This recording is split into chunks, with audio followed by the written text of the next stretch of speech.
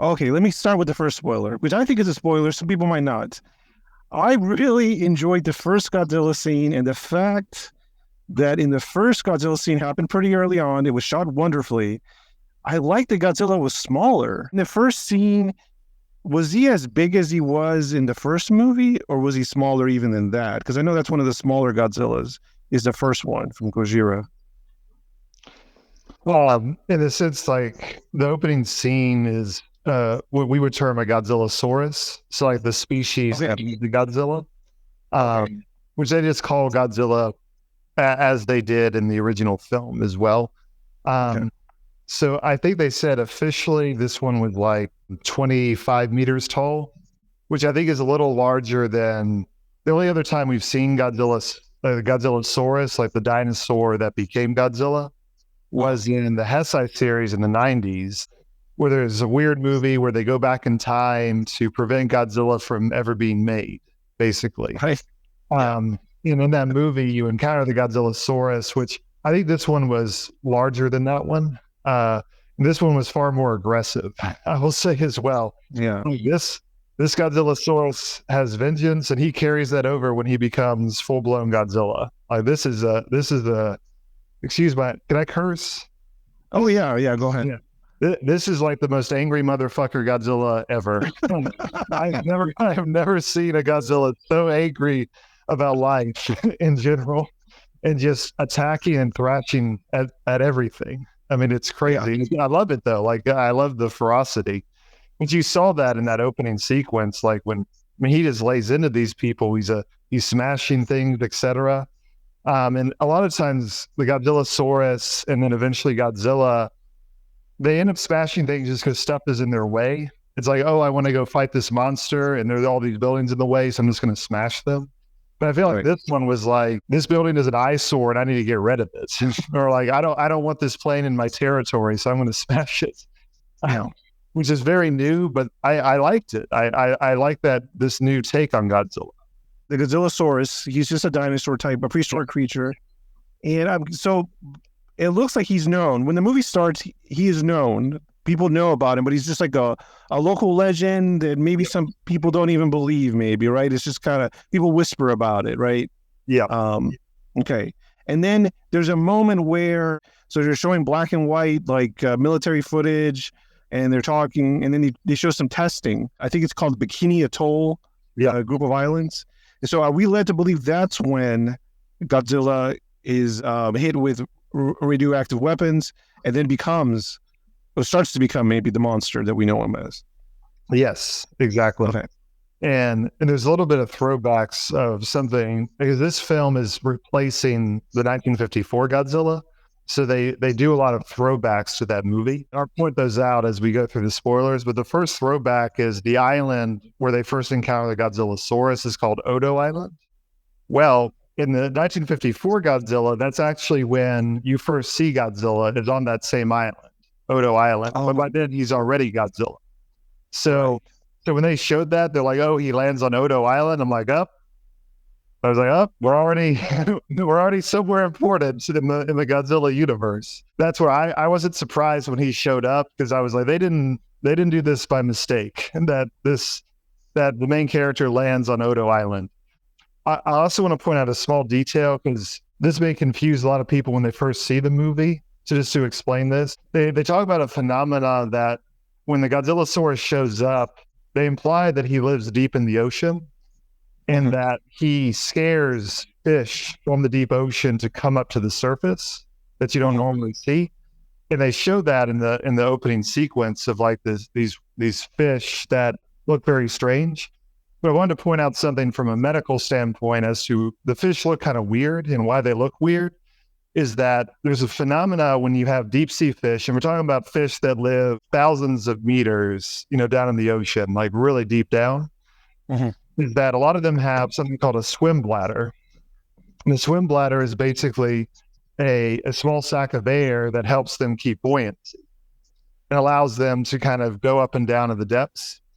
But when those fish come up really quickly, and this happens when people are deep sea fishing, like if you put a cage down and just capture a bunch of deep sea fish and you bring them to the surface quickly, is that pressure change when they're rising, their swim bladders will grow immensely because the lack of pressure as they're coming up will cause the gas in that bladder to expand. Yeah, so the gas in the bladder expands and actually causes the fish to vomit the bladder up. So the bladder is sticking out of their mouths. Right. And they included that visual in all these fish that Godzilla drives up. And it makes them look weird. Like it looks like they have a rounded head, but it's actually their mouths are open with the swim bladder sticking out of it. Right. And Right. And that plays out in the plot also later.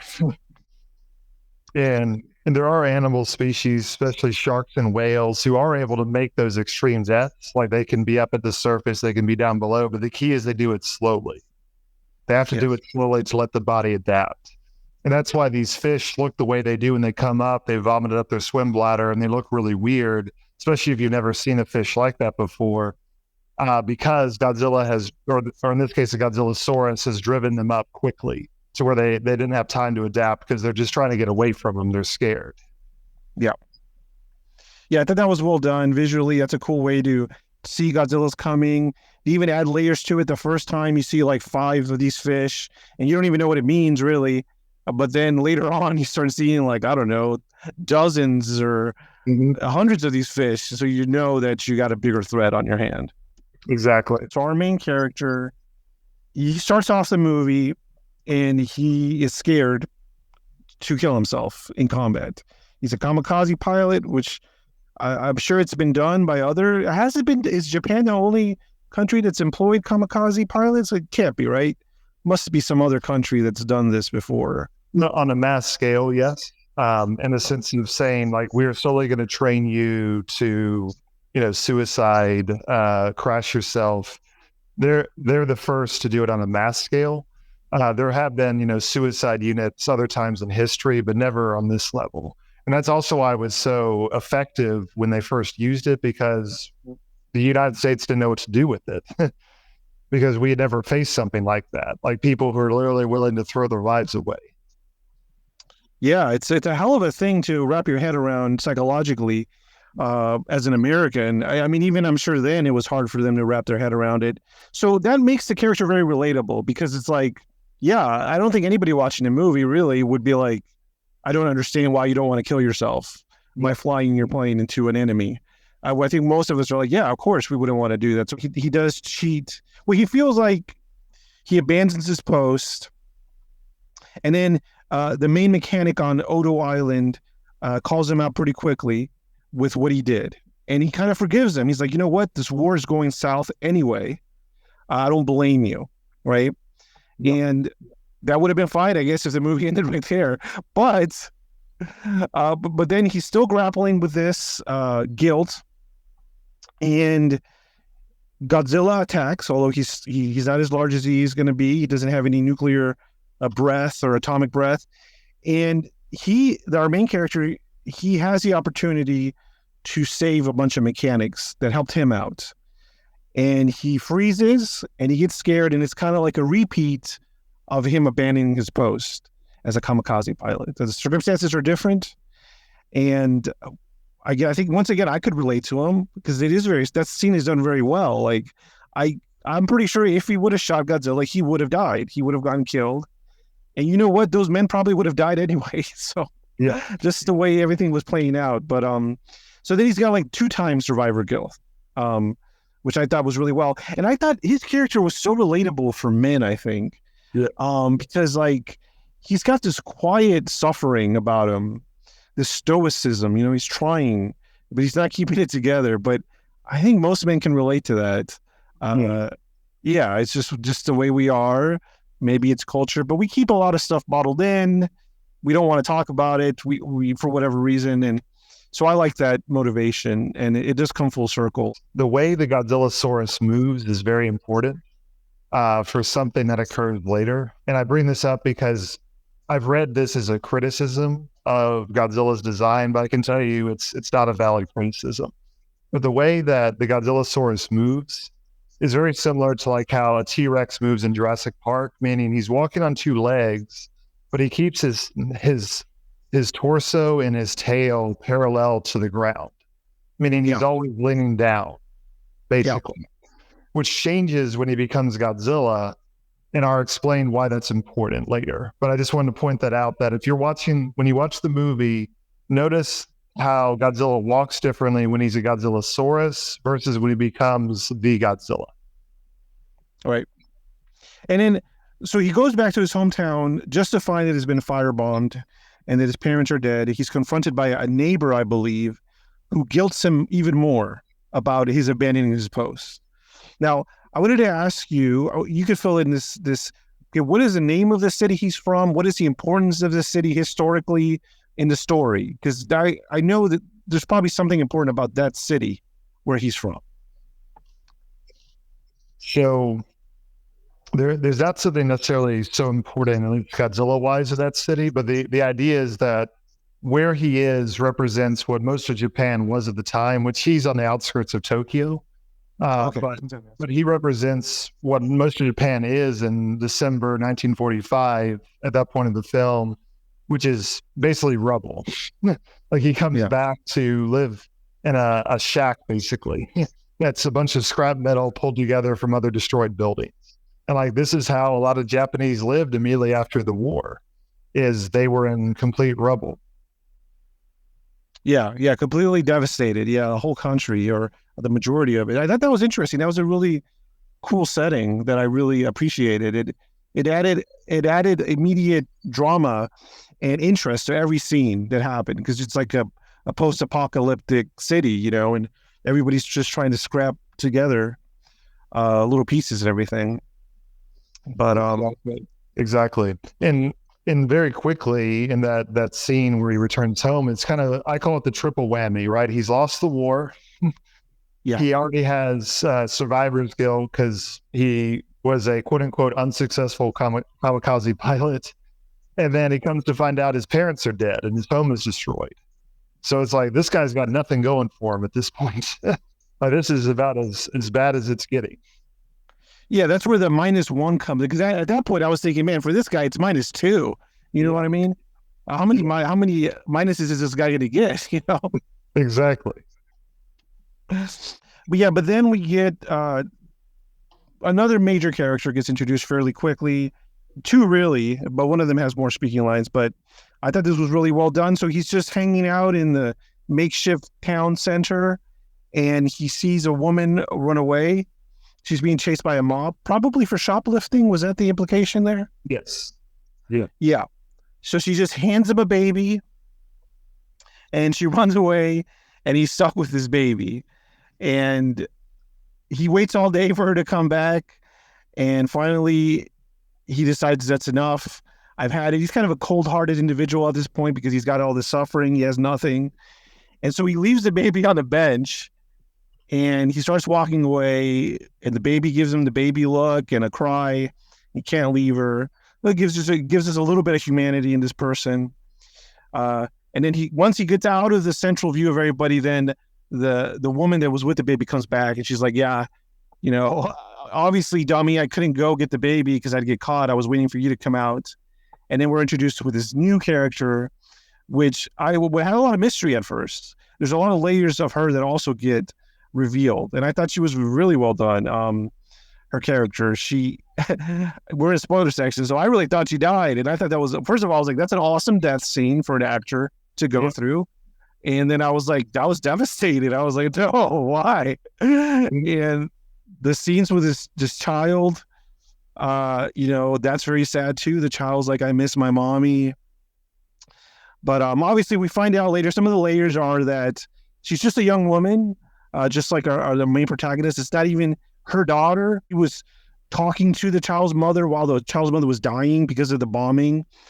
And the mother was like, can you promise me you'll take care of my daughter? Because I'm not going to make it. So yeah, that was the introduction of those characters. I really like them as well. And that forms like I guess these three characters form the main emotional core going forward and for the bulk of the film. They form this quasi like family dynamic where they make a family just out of the tatters of the war. Exactly. And I will use the unofficial term. I don't know what the official term is to describe these things, but I call them the war family because they are joined together by the war. And you have to understand, contextually in Japan at the time, family is everything. Like, who is your family? Who are your parents? What is your last name? These are very important things to Japan at the time. So the idea that this woman would raise a child who is not her own is somewhat looked down upon or somewhat taboo. And the idea that she would then live in the same house as this unmarried man who is not of her family is also very taboo. And they do touch on that later in the film.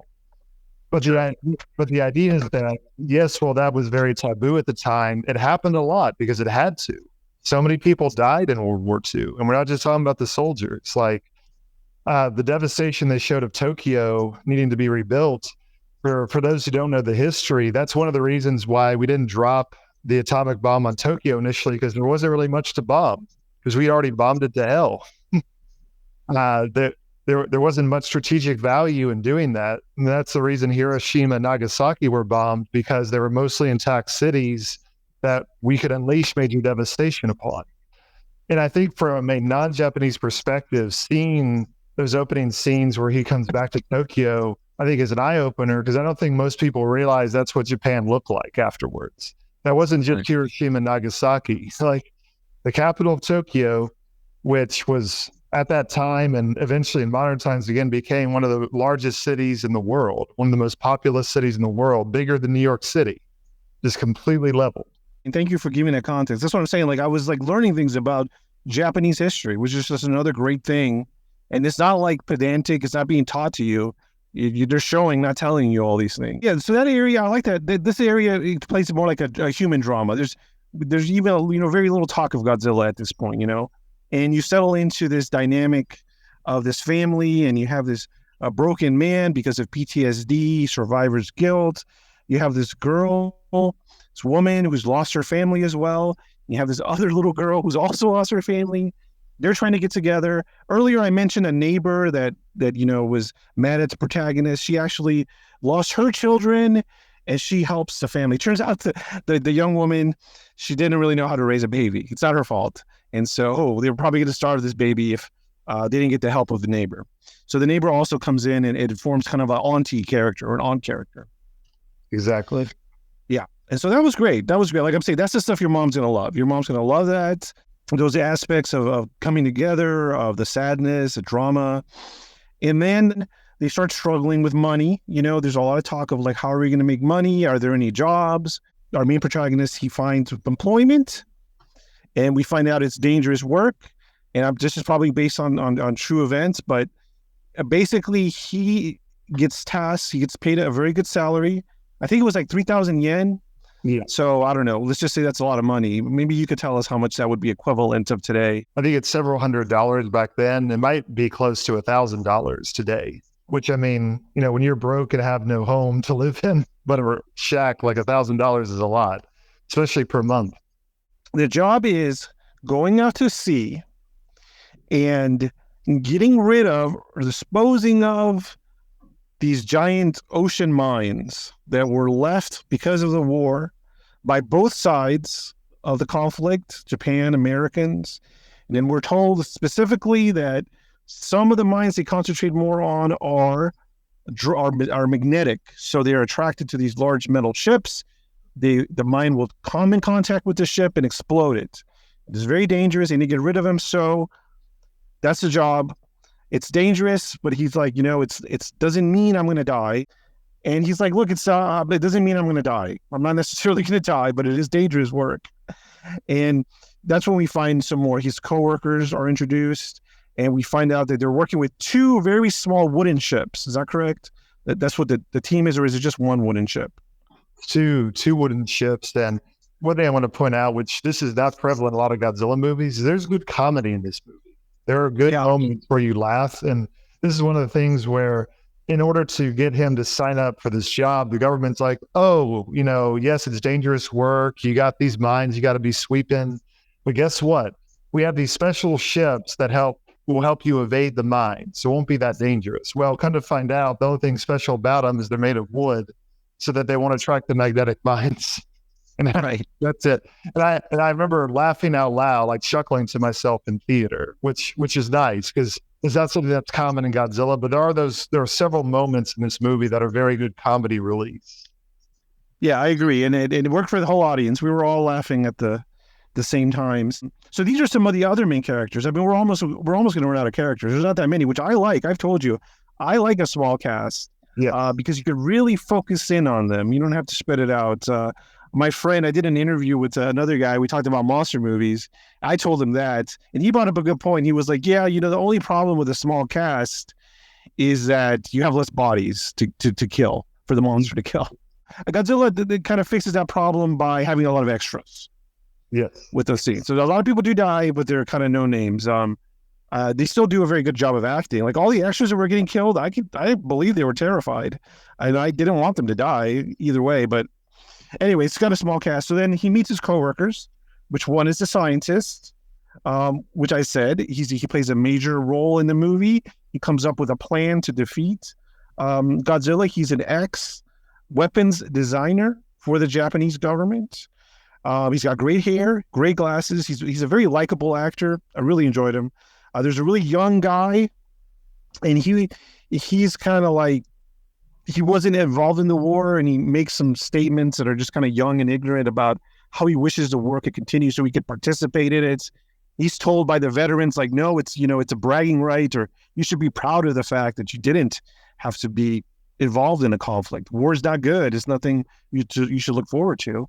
You got him, you got the scientist, you got this young guy, and then you have, I guess it's the captain of the ship. yeah. And he's just a good character overall. He's just like a stoic guy. And then I guess the other character that does come back is the lone mechanic that survived the Odo Island attack.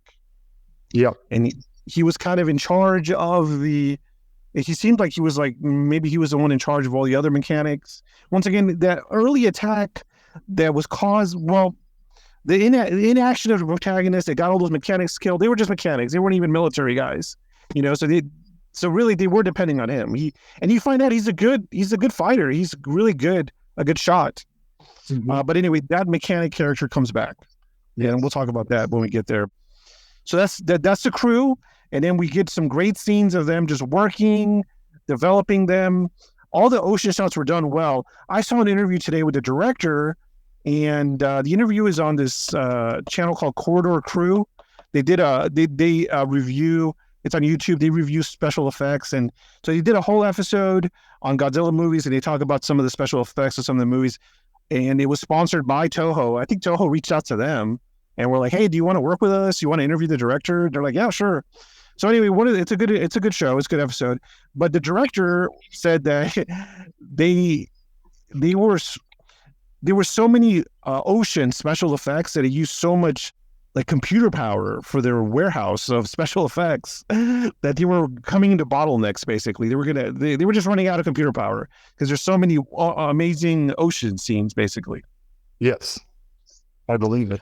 The first scene that you see with the small ship in Godzilla is done really well. Exactly. And something I'll point out here as well, just history fact-wise, I knew coming into this movie that it was taking place around 1945, 1946, which historically Japan is occupied for a long time after the war by the United States military to basically demilitarize Japan, get their constitution in shape, etc. So I knew plot-wise there need to have a very good reason. Why is the U.S. military not dealing with Godzilla? Like that was a historical barrier that they're going to have to figure out for this film, which they do. And I think a very clever fashion, which is the U.S. military does initially try to deal with the Godzilla. They basically show that through some stock footage and so forth. Right. And he sinks, I can't even remember how many ships. It was like 7, 10, something like that. It was a lot of ships and that Godzilla collectively sunk. And eventually General MacArthur, who was both a general during World War II, very big in the Pacific, but also who was overlooking Japan in the post-war era, that he's like, look, we can't bring our full military might against Godzilla because that might piss off the Soviets. And that's a legitimate fear at the time, is the start of the Cold War. And again, from an American perspective, like what is the American populace victorious after World War II going to care about Godzilla attacking Japan, right? Yep. Probably not much. So General MacArthur is like, look, Japan, you're just going to deal with it on your own. And I thought that was a very clever way, like the pretense of the Cold War, to say that's why we're not going to have the United States Navy and military help out a lot in this movie. I thought that was very clever. Yeah, and just the fact that they address it, I was like, great, no shortcuts here. You know, you're doing it, and you're doing it in a good way that's interesting, and it makes the heroes even more isolated, which ups the ante, which makes more drama for the action, which is great. But yeah, dude, that first scene is great because it's these two small wooden boats, and it's huge. You see Godzilla just like tear into huge like warships. So now you're seeing him go against these tiny little wooden boats. So that scene was done so well. When I talk about some of the really great visual scenes of like how I want to see Godzilla, those scenes are amazing. Seeing just small boat in the ocean, colors are all perfect, saturation is perfect, sky looks awesome, you can see everything clearly. The small boat just full speed ahead, trying to get away from Godzilla. You see Godzilla's head above water, you see the waves around him, you see his spikes. And then just that whole thing, it's like, I mean, if you've seen the movie, it's just a really well done action movie. It's like on the edge of your seat. And you learn a lot about Godzilla during that first encounter. Exactly. And one big special effect thing that I love that they show in this scene, and then they show more and more as the movie goes on, is a well-known fact about Godzilla all the way from the very first movie is Godzilla shares a special characteristic with Wolverine from X-Men, which is he has immense regenerative capabilities. Some people who don't maybe know as much about Godzilla just think, oh, he shakes off all these weapons and he's invulnerable. No, he actually gets hurt by a lot of things, but he just heals so quickly that you don't notice it. And it's talked about in a lot of Godzilla films, but it's rarely actually shown. Like it's rare that we actually get to see Godzilla regenerate from damage. And that was a big part of this scene, is them hurting Godzilla significantly and then him healing from it. And for someone like me, I saw that coming. I knew that was going to happen, but it was very cool to see the shock on the main character's face and all the characters on the boat's face when that happened. Right. Yeah, it's true. And it actually caught me off guard. So as someone who, I don't watch him as much, I was able to kind of forget about that regenerative property, and it did hit me. And I wonder if a lot of first timers are going to have that same feeling. We'll feel like the protagonist. Yeah. And that's why I think it's so striking. Like they play off of that, which I thought was beautiful. I thought that was a very good visual choice and plot choice for them to do that. So in this scene, basically, the gist of it is that they were tasked by the military to intercept Godzilla, buy some time so that this larger ship could come and deal with Godzilla, because Godzilla is headed to the mainland, right? Mm-hmm. And so they were told by the military to just use the mines. All these mines you're salvaging, just use some of them and just, stall for time. Not that hard. But yeah, they make a really good plan. And one of the mines basically gets in his mouth, right? Is that correct? It's just kind of like idly in his mouth, because he's like a dog chasing them with his mouth like right above the water. Exactly. And the mine is just in his mouth, and it gets shot by a gun on the boat, and it explodes in his mouth. Yes. And it's a great scene because you see it's very gruesome. It's very graphic. Like you see this huge hole in Godzilla's face, and he looks like he's dead. And then all of a sudden he heals up, and you're like, oh my God, this. And I will use this phrase appropriately, because this whole scene of Godzilla chasing the boat is very reminiscent of Jaws. So right. It's like, I think you collectively see on the characters' faces, they're like, we're going to need a bigger mine. We're going to need a bigger boat. Yeah. After Godzilla regenerates, they're like, oh shit, this is bad. I got to say, I love one of my favorite types of scenes to watch in a movie. And I can only think of maybe 3 movies that I've seen that actually do it, which is Jaws, this movie, and the black and white Moby Dick. I love scenes of just people on a boat in the middle of the ocean, talking, having some drama, and then encountering a monster. That's all it takes. And that's what this scene is basically. And they do it perfectly. It's just, the mood is so specific, you're just surrounded by the ocean. That's really cool. You feel already isolated. You have the human drama on board. You're talking. And then you have all this action with this outside monster threat. So I just really like that scene. And then, so then at the last minute, the warship does come through. It was they said it was in Singapore, which again, for those who don't know, Japan just didn't attack the United States. Japan invaded China. Japan invaded a lot of Southeast Asia, even got as far down to Australia. So for people wondering, like, why is a Japanese warship in Singapore? Because they were there. Japan was trying to colonize most of Southeast Asia to build its own empire, had it won World War II. So this, I need to say it's a heavy cruiser specifically, which I'm not a huge military person, so I can't say like what class of ship that is compared to others. But they basically talked about it was going to be decommissioned, but they decided to bring it back because of Godzilla. And then, you see it triumphantly, like, shoot a couple rockets at him. But then we had just a glorious scene where Godzilla just tears into this warship and just breaks it up into pieces. And then Godzilla does he use his atomic breath here? Is this the first time he uses it or not yet? He does. Yeah, that's the first time he uses it. And I'll point out, they did a very cool scene of subverting your expectations here, which is after Godzilla regenerates from the mine, he basically pulls himself out of the water and he looks like he's about to roar, which for those who watch a lot of Godzilla movies, that's always a pinnacle point of the movie is when is the first time you hear Godzilla's roar? Because usually it's some iconic moment. So it looks like he's about to roar, like he's about to have that moment.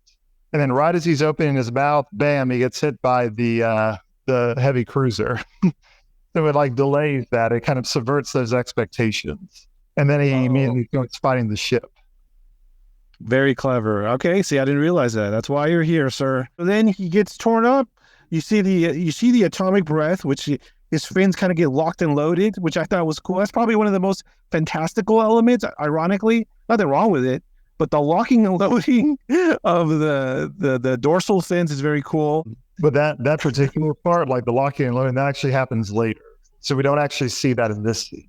So in this scene, what happens is that he's tearing into the ship, and as a last kind of salvo for the ship, they basically shoot him at point blank range, and he gets hurt, and he goes under the ship. And then you see the blue glow, which, again, for those who didn't know, Godzilla glows blue or black or heavily white if you're watching a black and white version, before he does his atomic breath or his heat ray, whatever you want to call it. So you see that glow, and then for anyone who's ever seen a Godzilla movie, like, you know what's coming next. And then all of a sudden, boom, the ship just blows up. And I didn't know at the time, I was like, is it just a mushroom cloud because the ship itself blew up because it had a bunch of stuff on it? Or was that an impact of the atomic ray, the heat ray? And that comes answered later, and we'll address that later. It was a very iconic scene to be like, here is the ship, and now there's just a mushroom cloud remaining. Yeah. And then Godzilla rises up from the water and then he gives his roar. That's when he gives his first roar. So you get to hear what does Godzilla's roar sound like in this movie, which is different from Godzilla movie to Godzilla movie. I would say the three shifts in Godzilla design between movies is his appearance, his roar, and his heat ray, his atomic breath. Those are always more unique to each individual film. Okay, so he blows up the ship, but we see it off screen. We don't see him locking and loaded, but we see the blue glow. He blows up, and then I remember he comes out of the water. Oh, by the way, there's a lot of really good shots of his face, like at water level. Like you really get a sense of like how dense it is and like the scales and everything. It was really well done. Like I don't know, like I'm a biologist. Whenever I see an animal, like a new one, wherever, I'm like, I really want to get a close look at. Like I'm like, what are you really made of? So with an insect, that means I get a microscope, or if it's like another animal, it means I get like 2 feet away from its face. Because I just want to see, like, I want to see, what do your scales look like? Where are your ears at? What color are you? And so there's a lot of shots of Godzilla's head where I felt like I was doing that. Like you really get a good sense of what he looks like, which is awesome. Mm-hmm. And man, his eyes look terrifying in those scenes. Like you just see this anger and this hatred when he's chasing the ship.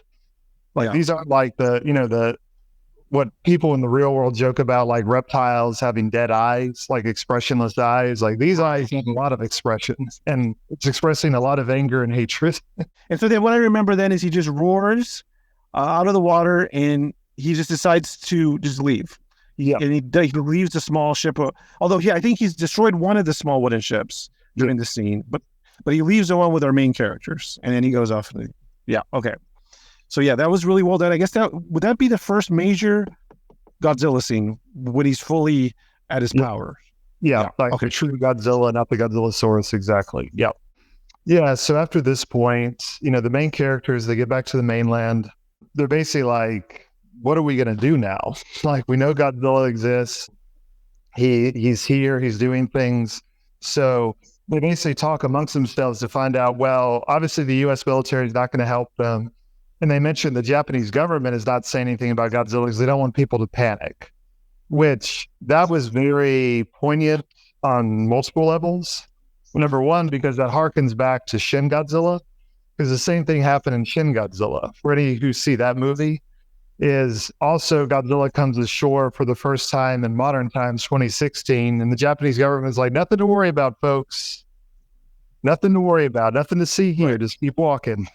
So I thought that was very poignant because I was like, this is a linking between those two movies, like this point of the Japanese government not really doing anything. Because that's usually a huge point in other Godzilla movies, is that the Japanese government throws everything at Godzilla. They fail, but they still try at least. But that has been a huge shift in how these two modern Godzilla movies have criticized the Japanese government for inaction, which in Shin Godzilla was because they're choking on bureaucracy and didn't know what to do. And this one is because the Japanese government really has nothing to fight Godzilla with. So they're like, maybe he just will go away. We're not going to panic people, and maybe he just won't show up, because if he does show up, what are we going to do? We don't have a military. We've been stripped of the vast majority of our military arms. So, like, what are we going to do? I saw the movie as being anti-Japanese government. There were certain lines they talk about. Now, those lines specifically dealt with the Japanese government at the time and how they handled the war. Do you think some of these comments are contemporary? Are you talking about modern Japanese government? What do you think? Yeah, so this is talking a lot about hearkening to what Shin Godzilla talked about, the Fukushima disaster, where the government just completely mishandled that, really misled the public. A lot of people lost a lot of property, radiation exposure, you name it. But what this movie is specifically honing on is the pandemic. The idea that these people are isolated, they're kind of just left to fend themselves in the midst of this pandemic. They have a hard time finding work. What are they going to do to support their families? And that's exactly that same struggle was existing post-World War II. The difference is that in the pandemic, the Japanese government could have done more. Yeah. But in this reality, 1946 Japan, the Japanese government's not helping because it can't really help, because there isn't much to do. There isn't much of a Japanese government to provide support. Absolutely. That's where the -1 comes into play again. Exactly. But what they also show during kind of this intermediate scene is a lot of regrowth in Tokyo. So they show that the family unit, the main characters, the man, the woman, the child, who again, the war family, as we used before, it shows them rebuilding their house. Like, they build an actual house instead of living in a ransack house. They talk about the female character actually getting a job in the Ginza District of Tokyo, which is a major commercial and industrial sector that is regrowing. So you begin to see Japan, again, pulling itself up by the proverbial bootstraps and rebuilding. 2 years have passed? Yeah. So you see that community coming together. And it basically shows that the country rebuilds on these smaller units. You have the war family, and obviously the characters on the boat become really good friends as well. And that's where they also start doing some social commentary. The main male and female leads are judged by the male's coworkers from the boat because they're like, you're not a married family. Why aren't you married? And they actually chastise the male character, like, why haven't you married her? And that's when you start seeing the PTSD and so forth creep in, as he's just like, he doesn't want to, because you get the impression in how he avoids the topic is that he doesn't want to because he feels like he's not ready. Like he has not recovered. He's not ready to be the family man. Though clearly he's still filling that role. He's still took in this woman, took in this child. And that's where, again, the human narrative becomes very well driven. there's a scene where the daughter is named Akiko, and she refers to him as her father, and he corrects her. He's like, "I'm not your father." It's kind of the opposite of Darth Vader's famous line. I am not your father. So, but what's funny is the boat crew members are like, "Dude, why did you say that? That's so cruel." Like she's, she's probably like, maybe 2, 3 at most at this point. And you're just like, why are you so cruel, man? Like she's obviously orphaned. Like you basically are her dad now. So we see that. And then we also see some more, what I will refer to as like PTSD scenes. And this is where we eventually get to a scene here where it becomes evident that the main male character has not really shared much of his war story with the female lead. Yes. And she asks him about that. She confronts him at one point to say, like, why haven't you told me all this? Why haven't you told me what you did during the war? You took us in, you did all this stuff, but you won't let me into your personal life. And this is very true. And this is, again, something that you don't need to know Japanese culture to understand this, because I think this is a colloquial thing that happens with all war veterans, is that you don't talk about the war. Not that you can't, is that people don't want to. They don't want to relive it. They find it hard to talk about it. And that's where he explains what we, the audience, already know. Like he explains to her what we already know about. He's a failed kamikaze pilot. He explains to her about the Godzillasaurus and that attack, etc. And at the end of it, he's like, I shouldn't be alive, basically, like explaining survivor's guilt. Yeah. And she yelled at him and is like, no, you should be happy to be alive. And he's like, well, why should I be happy to be alive? And he's like, she's like, when my parents died in the Tokyo fire bombings, that's what they told me to do. They said, live on. And she goes, anyone who survived the war, regardless of how or why you survived the war, should be happy to be alive. Yeah. Should be thankful for that. And that message hits home, I think, to the audience, but he's not ready to hear that. And he says, I can't. And he talked about how he's tormented in his dreams, that he remembers his, the mechanics who died in Odo Island, and presumably his fellow airmen who died kamikaze, basically beckoning him each night to die, to kill himself. And it's super dark. Like it's a super dark scene. And I think it's also a very realistic scene of what a lot of war veterans deal with post-traumatic stress syndrome. And again, at that time, that was not a diagnosis. Like that was not a disease that people knew about. But just because, again, from a medical standpoint, just because doctors don't know about a disease doesn't mean it doesn't exist. Because clearly it existed back then and long before. One really good scene. I'm not sure if this is the exact scene where it's just a very close scene with the male and the female lead. And he does, I think maybe it's the first time he really confesses a lot of his feelings. And she's just comforting him and he's just crying, like bawling his eyes out. Super well done. And there's a line he says then, and he says it at least once more. And it was very interesting. I'm thinking about it. He's really convinced, and he confesses, like, I think I died. He's like, this is just a fantasy. It's like, this is not real. Like, I've never met you. Like, you're not real. Our daughter's not, this girl's not real. And I really died. He's like, I'm actually dead. And this is some kind of punishment or something. He says it at least twice. And I thought that was really well done too. Exactly. That happens around that same time. They're two separate scenes, but they happen around the same time.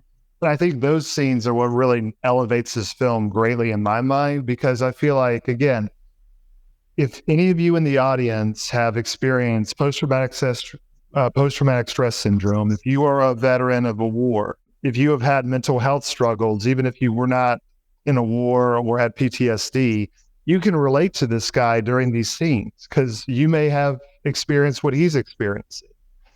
And it doesn't have to be survivor's guilt to survive in a war. It can be guilt to say, I feel like my mental illness is pulling others down. Like I am dragging people down because I am struggling with mental illness, which is a common thing that people with mental illness struggle with. And I will say that I have struggled with mental illness. I know you have as well. Like we share this bond through different means. And I think that's very poignant because if you've experienced those things, you can relate to this guy to be like, I've had those struggles. I've had those thoughts. I've had those conversations.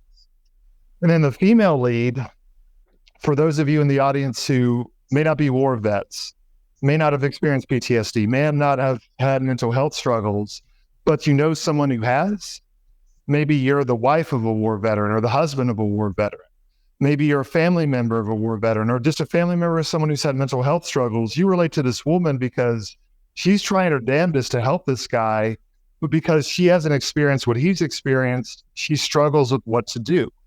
And I think that's a very human thing, is you're like, I want to help this person, but I don't know how. And that's very powerful to see. And again, that's a contemporary narrative about something that was definitely happening in post-war Japan. I'm sure that happened for millions of families in Japan, as well as millions of families in America and all the other countries and all the other militaries that were involved in World War II. And again, it's very poignant today because there's a lot of families in Ukraine, a lot of families in Russia, a lot of families in Israel and Palestine that are experiencing that right now. And that's why I think this is such a poignant thing, that anyone who has had these experiences can relate to these two characters. And it's very beautiful to see. A lot of different people can relate to what the characters are going through, either because they've had PTSD or mental health struggles, or they know someone who has. Exactly. Yeah. Yeah, like the trauma is so strong. Like, I've seen drama movies that aren't as good as this Godzilla movie at the drama. Like, that's how well it's done. And so it's surprising because on one hand, you have this dinosaur chasing soldiers, right? Yep. And then you have this crazy, really good drama about family and war. It's good, but like I said, it's an interesting mix, but it does work in this movie. And like you said, I think the good Godzilla movies, that's what they do. Is let me ask you this: in this series of Godzilla movies, is there a better human story that you could think of? I still think, honestly, the best human story has been the original, the 1954 Godzilla, on so many levels.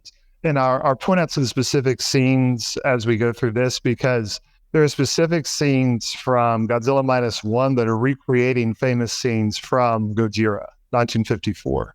And they did that on purpose. Okay. You want to just go through them right now? We could just, I'm curious to see what they are. Yeah. So two of the biggest ones, which actually happen in the next phase of the story as we're going chronologically, is when Godzilla finally attacks Tokyo.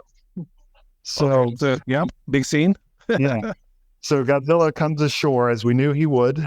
We knew it was going to happen. So I mentioned earlier the main female lead. She gets a job in the Ginza District of Tokyo, which ironically is what Godzilla ends up attacking. So she is going to work when Godzilla attacks the Ginza District.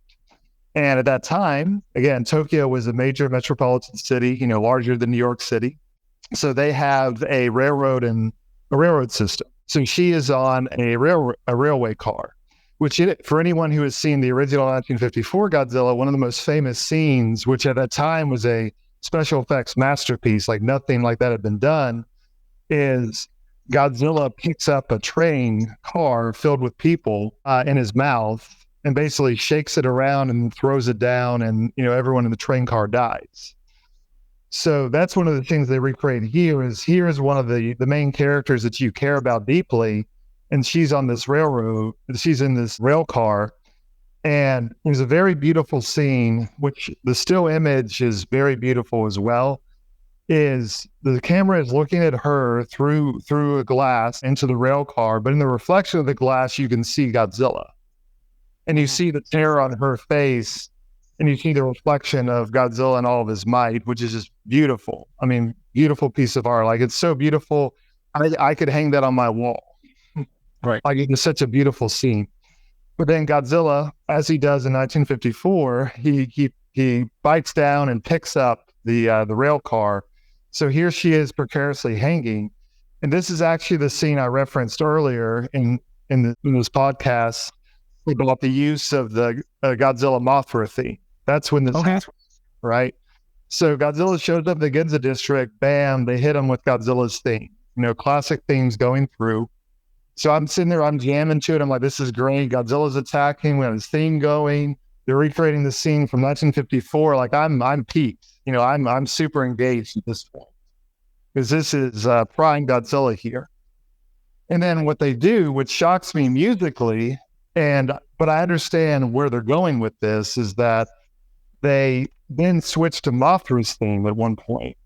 And when they switched to Mothra's theme is when the whale car is getting very close to the water.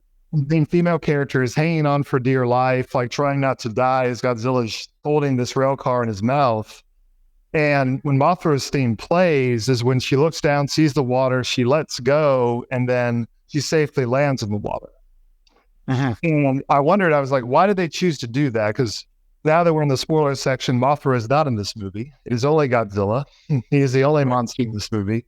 But it's like, why? So why did they use Mothra's theme? Why did they use the combination of Godzilla's theme transforming into Mothra's theme? Well, Mothra, for those who don't know, is a giant moth who is an adversary, usually of Godzilla. They've occasionally allied on occasions against other monsters, but they generally hate each other. And they represent opposite tropes in the series where Godzilla represents this destructive force and Mothra represents hope in a lot of cases. And I believe that's why they were using Mothra's theme here is you weren't sure if she was going to die. And then musically, as they do visually, they give you this cue to be like, no, she's going to live because here's this hope that she lands in the water and she lives, basically. Yeah. And they use that same thing again when later during Godzilla's attack, she makes it out of the water, but she's kind of wandering aimlessly as people are evacuating. And you can tell she's shell-shocked, like she doesn't know what to do. And then again, Godzilla's theme is playing. And again, they switch briefly to Mothra's theme when the male main character shows up and he's like, hey, let me help you. Let's get out of here. Again, hope. Right. And again, I think they use that specifically for hardcore Godzilla fans because if you've watched especially any of the Godzilla versus Mothra movies, that is a very big thing that plays a lot. And it's a beautiful score. Like even if you don't know great history of Godzilla, like it's just a beautiful musical score. It's very memorable. I will always remember it. It is beautiful work of music then. And leading it after that scene of the male and female character coming together is Godzilla gets attacked by a bunch of tanks. And this is when we see the full-blown atomic breath and the new version of the atomic breath.